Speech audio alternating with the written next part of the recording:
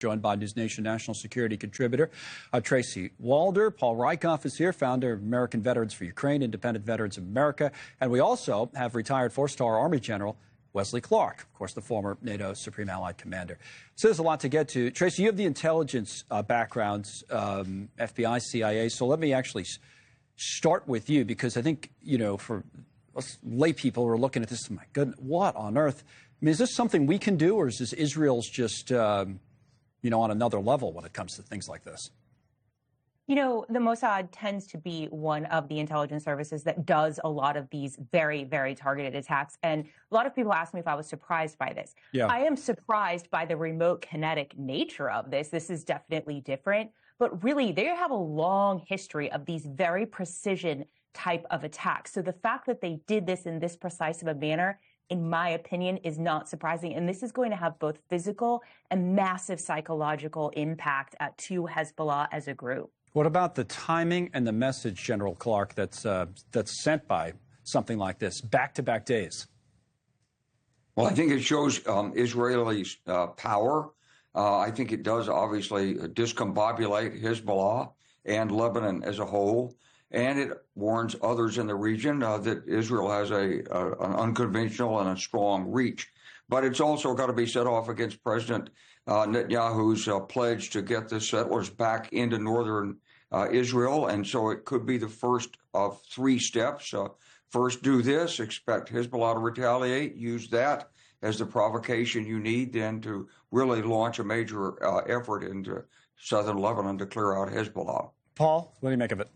Impressive. I mean, I'm an American veteran, served on the ground as an infantry officer, and the idea that you can reach out and disrupt their entire communications network, injure them, and scare the hell out of them. Yeah. I think this is a really impressive move by Israel, and I don't think it's escalatory necessarily. I mean, if you're in Israel and this takes out some significant leadership inside of Hezbollah, I would argue that could help, neutralize the threat. So very impressive on the part of Israel, and this is what the future of warfare could look like. John Kirby's actually being asked about it at the White House right now, I'm told, in a live briefing. Let's listen for a moment. We'll come back and talk about what he says.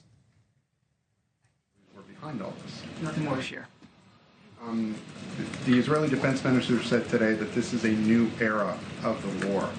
What's the White House's response to that? And how concerned are you that this will cause this escalation? All I'll say is that we want to see the war end.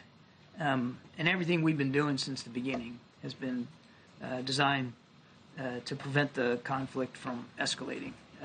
We still believe, for instance, that there is a diplomatic path forward, that particularly up near Lebanon. And we still believe that while it is increasingly difficult and we are certainly no closer to finality, that we're going to that we believe a ceasefire deal and a negotiation to get the hostages out is still the best outcome, and we're going to keep pursuing that. But how do these events move forward any diplomatic solution here? It's difficult for me to stand up here, Gabe, and tell you exactly how incidents over the last couple of days are going to affect outcomes in the next few days. All I can tell you is we're still putting our shoulder to the wheel to get the hostages home and get a ceasefire in place, as daunting as that is today. And we are still involved in intensive diplomacy to try to prevent a second front from opening up on that border with Lebanon. Thank you. Given the rhetoric and the attacks in the last few days, it seems like a full-out conflict is inevitable at this point. Would you agree with that assessment? And is the U.S. government... So the thing, what's interesting about that, General Clark, is that Kirby, right before he went to him, he said, first of all, just so everybody knows, the U.S. is not involved yesterday or today. That's what he had just said right before we went to him. But then he was talking about escalation. Let's pick up there. Paul had mentioned it. Your thoughts on whether this leads to escalation, General Clark? Well, I think Hezbollah says they want to respond, but I'm sure most of their top leadership had those pagers that went off. So some of them have been discombobulated. I mean, if it was at your waist, you're probably in the hospital or something. And so it may really slow down and maybe even maybe prevent a Hezbollah response. Nope. But I think it is inherently escalatory. Look, you just can't resolve these problems with force that easily. Israel tried to go in and get Hezbollah in 2006. They failed. And so the problem now is Iran's about to test a nuclear weapon, it looks like. So I know there's a real sense of urgency on the part of the Israelis. and that's why I think it is likely to lead to something else. Inherently escalatory. All right, Tracy, come back to you in a second. Paul, what about that? About whether this leads to more? Look, I mean, if we were in Israel's shoes and we were told that we could take out thousands of leaders in the enemy in one fell swoop, we'd take that shot. I mean, I think you have to look at it in tactical terms, and with the imminent threat on the border, Israel is going to take the shots that they think they have, and such a precise strike to target leadership in this kind of effective way is unprecedented as far as I'm concerned, and I can't blame them. The question now about response and ability to respond, Tracy, that General Clark brings up is like, yeah, these guys were walking around with the pagers, and if they didn't have that, the next guys were using the walkie-talkies, and they've both blown up 2 days in a row. I think it was Axios that had some reporting the other day that said the original plan, before maybe somebody caught on to them from Israel, might have been to use this to start a wider war or an escalation of the war, throw them off and then hit them somewhere else. Any idea or any thoughts on what could come next or what this sets up? So, look, I do think that this is obviously escalatory in nature, but I think the issue is we have essentially taken out their entire way to communicate in any kind of technological fashion. They switched to pagers because of the death of Hania and cell phones. And so now they switch from pagers to walkie-talkies. Those aren't working for them anymore. So now they're going to be basically using couriers, which is really what al-Qaeda was using and how bin Laden was caught. And so I think the only way that they can't respond obviously in this kind of a way, will be with using missiles into northern Israel. My other concern is we have the Jewish high holidays coming up, as well as they fall during the anniversary of 10/7. And so I do think that that is going to be a very tumultuous time in this region. Does it make President Biden's job more difficult, General Clark, do you think, at this point? I mean, like the odds of getting a deal or anything like that? I mean, what's the impact there? It obviously makes it more difficult. But look, Hamas doesn't want a deal, and really Israel doesn't want a deal. At least Bibi doesn't.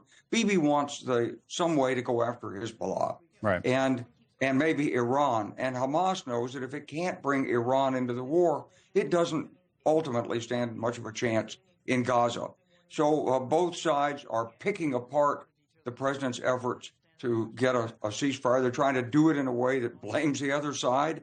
They're stalling. They're looking for a moment of advantage in this. But this is a long way from over, and you have to also recognize that this is tied in some way to Russia's actions and plans for Ukraine. In what way? Because Putin is coordinating. Lavrov's been in the region. There's coordination going on.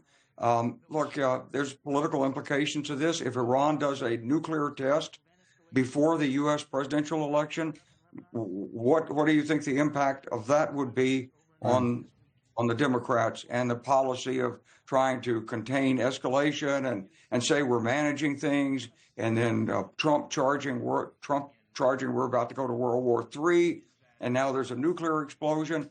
I mean, it's the kind of thing that really is a terrible October surprise. And my concern, I hope it doesn't happen, but my concern is Putin's an international strategist. He is the most experienced statesman and intelligence operative in the world today. He knows what he's doing. He doesn't know the military that well. You can see that from Ukraine, but he sure knows how to manipulate people. That's very interesting. Tracy, last word on that, especially on the Putin part as an intelligence operative, and what the bigger plan or concern might be here? So my bigger concern, I wholeheartedly agree with General Clark, but my bigger concern is Iran. Iran is pulling the strings right now in this region, obviously with some help from Russia and other individuals as well. But Iran is really pulling these strings. And the reality is if Iran ends up weaponizing Hamas even more so than they already have been, then Israel is looking at a big problem, particularly if they start developing nuclear warheads. Meantime, that video's crazy. They got shopping for fruit there yesterday. Boy. All right, Tracy, thank you. General Clark, thanks as well. Paul is sticking with us. There's back on Long Island, former President Trump, as we mentioned earlier. He's here in New York today for a rally at the Nassau Coliseum. Remember that, where the Islanders used to play years ago?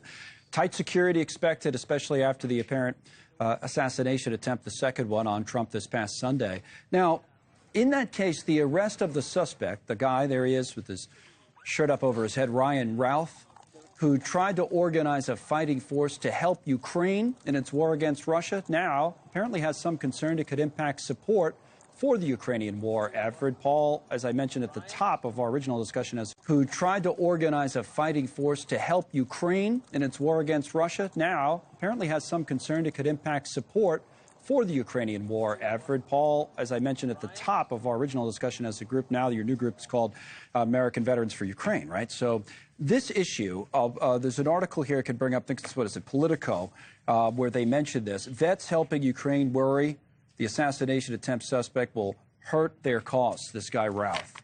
Will it? I hope not. I mean, this guy is a lone wolf. He's a criminal. He's a wacko, and he happens to have an affinity and a connection to Ukraine.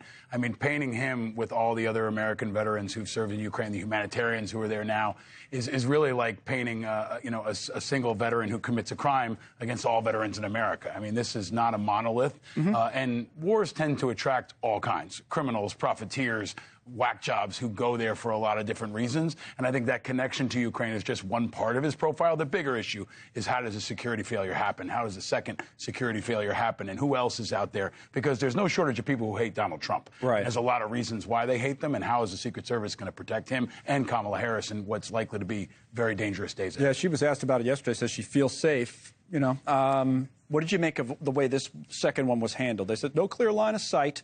They never had that, they claimed, the Secret Service, but and they say they didn't sweep the course early because, it was a last-minute decision by Trump and off the record. Again, as an infantry officer, it looks like breakdowns, right? I mean, breakdowns in protocol, breakdown in process. They didn't secure the area adequately. Now we hear Secret Services had concern about his golf outings. It looks like there's holes, and the more holes are exposed, the more people are going to take shots. And I think a bipartisan review of the Secret Service and all security protocols for all politicians is overdue. One political story before you go. It broke when Mick Mulvaney was on. I thought it was really interesting. Mick commented on it. I want you to as well. Teamsters, we thought maybe an endorsement would be coming. We were led to believe maybe yesterday, maybe today from the big union. No endorsement. Not only no Harris, no Trump. Head of the Teamsters spoke at the RNC, but they don't endorse either candidate. Huge loss for Harris, huge win for Trump, and this comes out of polling among their members that had Trump, I think, about 60%, Harris at 40%. And I think it really is an insight into what could happen in Pennsylvania, what could happen in Ohio, what could happen among working class, mostly men, that Harris has struggled with. And this could be a sign of what the breakdown will be in swing states, especially among the working class. The unions are not a gimme anymore for the Democrats, so this is a huge loss for them in what's usually a lock. Well, we had a poll yesterday that we talked about in Pennsylvania. The gender gap was advantage Harris because she was up far more among women than Trump was up among men. But again, you're right. The challenge for Harris, this has been the case, is male voters, period. We sometimes talk about black voters, Hispanic voters. Non-college educated men, independents, the folks that I talk to, working class people, that's where she really struggles. And the Democrat brand continues to struggle. And that's going to be the fight over those men in swing states, and a lot of them are union members. They may not follow their union leadership. I think there is a real disconnect. Well, some of them are independent. Right, and they follow their gut. And we had this number on independents that we just flashed up about favorability. This was just adults. It wasn't registered voters or likely voters, so I don't know how great it is from Gallup, but unfavorable for Harris, it's 60. That's not great from independents. It's not good, but also beneath that is that hers is softening. And she's showing some movement, which does show some upside for her, while Trump seems to be calcified. People have their opinions formed on Trump. She's a bit more of a blank slate, and that's the opportunity for them in the next couple of months, is to try to show she can be a viable alternative to Trump, and we'll see if she can. It makes sense. They ask people, do you want to know more about Trump? So, no, we're good. They know who he is at this point. We know it is what it is. But of Harris, like 20-some, almost a third of the people said, we would like some more info. All right, thank you, Paul, as always. Thank you, sir.